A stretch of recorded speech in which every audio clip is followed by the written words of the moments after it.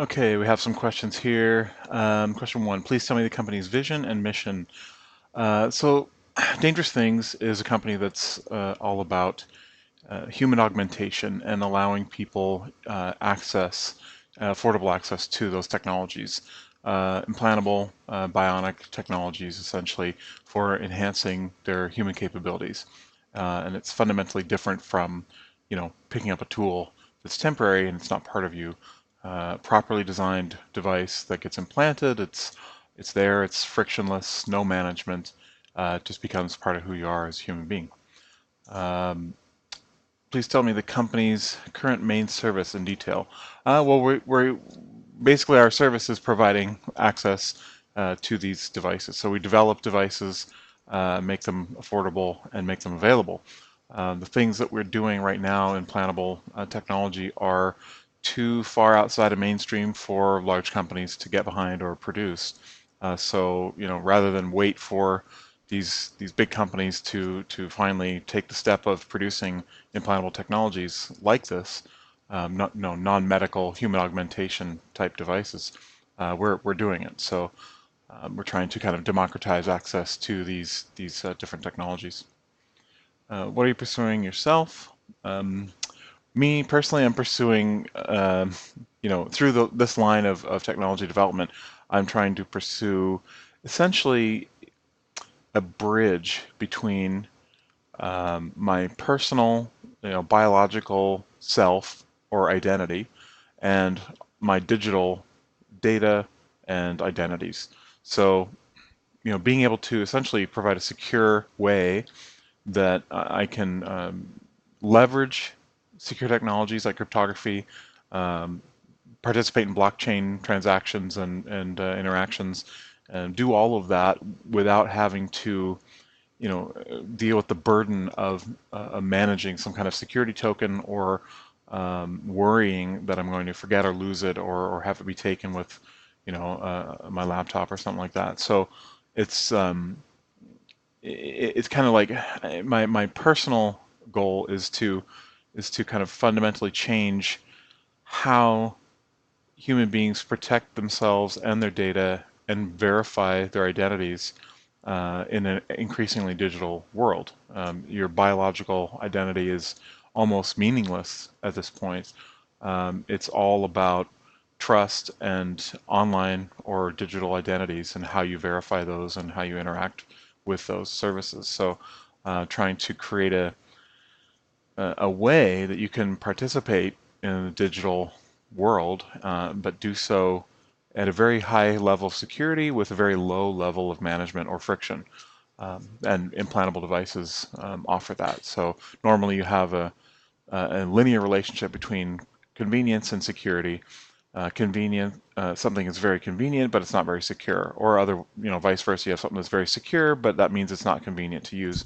And an implant can break that relationship, and it can make something very secure, but also very convenient. And usually, it's more secure because it is convenient. Um, Being able to say, well, I can unlock my door in the morning, go through it several times during the day, and then lock it at night. Uh, that's not secure, but it's convenient because then I don't have to worry about my keys all day. I can just go in and out of the door. But by having an implant that I can just put up to the door and unlock and get in, I can have that door automatically lock itself behind me every time. And that's not a detriment to convenience because the implant makes it always accessible, always there. There's no management. I don't even have to get it out of my pocket. I can just use the normal motion of opening the door, and it's there. It's unlocking the door for me. So that in that way we can break that inverse relationship between security and convenience, and have both. Number four, what are the main technological themes the next 10 to 20 years? Brain-computer interfaces, genetic engineering. Those are already themes of today, but they're going to be vastly improved, and I think we're going to see just at every level of human existence challenges to the status quo, what it's been, and bring up serious fundamental questions, um, and probably answer them too, just by way of trudging forward. There's a lot of hesitancy. There always is with anything new. There's hesitancy. You want to, be careful about, how you proceed, but people don't work that way.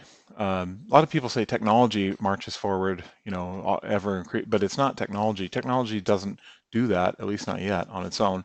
Um, it's people. People drive that. So there's people that say, "Oh, we should be careful," but there's people like, "I want to see what's possible," and the people that are doing the things, they win because they're doing the things. And this over here, you can't hold back a hurricane with a parachute. It doesn't work. Um, so, what kind of world do you think you are in 100 years? Oh man, 100 years from now, that's who knows.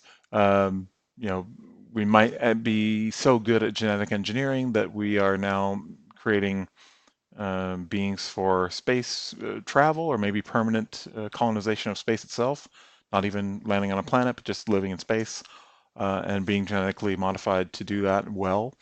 We might be so merged with machines that we kind of collapse our society into a digital inner space and never really bother with outer space. There might be a divide of both.